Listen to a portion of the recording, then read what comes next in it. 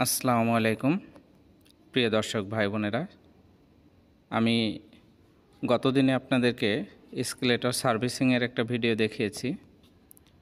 আর এই ভিডিওটি আমি সার্ভিসিং মেইনটেনেন্সের পর করেছি আপনাদেরকে একটু দেখানোর জন্য। এটার নাম হচ্ছে এসকেলেটর। আমাদের শপিং মলে এরকম এসকেলেটর 12টি আছে। এটাকে অনেকে চলন্ত সিঁড়ি বলেন, কিন্তু এটার অরিজিনালি নাম এসকেলেটর। বাসাবাড়িতে যেরকম লিফট ব্যবহার করা হয়, শপিং মলগুলোতে লিফটের পাশাপাশি এরকম এসকেলেটর ব্যবহার করা হয়।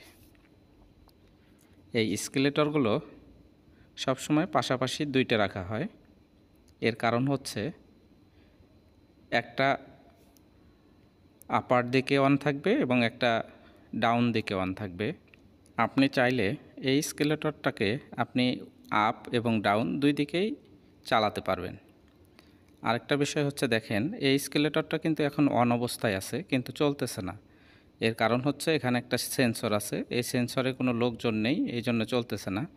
আমি একটু কাছে যাই, দেখবেন অটোমেটিকলি এটি অন হয়ে যাবে। দেখেন আমি সামনের দিকে যাচ্ছি, এখন কিন্তু সেন্সরে পেয়ে গেছে, অটোমেটিক অন হয়ে গেছে, আপনারা দেখতে পাচ্ছেন। আমি এখন এটাতে উঠে উপর ফ্লোরে যাব। দেখেন আমি এখন আপ অর্থাৎ উপরে ফ্লোরে যাচ্ছি, নিচের ফ্লোর থেকে উপর ফ্লোরের দিকে যাচ্ছি। এবং এটার একটা ভালো দিক হচ্ছে, যখন লোকজন থাকবে না তখন অটোমেটিকলি সেন্সরের মাধ্যমে এটা অফ হয়ে থাকবে। এতে করে আপনার বিদ্যুৎ সাশ্রয় হয়।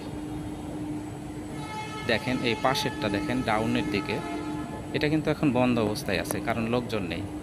যখন এটার কাছাকাছি যাবেন এবং সেন্সর যখন বুঝতে পারবে কেউ নামার জন্য আমার কাছাকাছি আসছে, তখন কিন্তু অটোমেটিক অন হয়ে যাবে। এটা যেরকম দেখেন আপ উপরের দিকে আসতেছে, এর পাশেরটাকে আমরা কিন্তু ডাউনের দিকে অন করে রাখছি। দেখেন এখন অফ মোডে আছে। আমি এখন সামনের দিকে যাব, সেন্সর পাওয়ার সাথে সাথে এটা অন হয়ে যাবে। আপনারা দেখতে পাচ্ছেন, দেখেন এখন কিন্তু অটোমেটিক অন হয়ে গেল। এখন আমি নিচের ফ্লোরে যাব, অর্থাৎ উপরের ফ্লোর থেকে নিচের ফ্লোরে, অর্থাৎ ডাউন যেটাকে বলবো ডাউন, এই ডাউন ফ্লোরে যাব।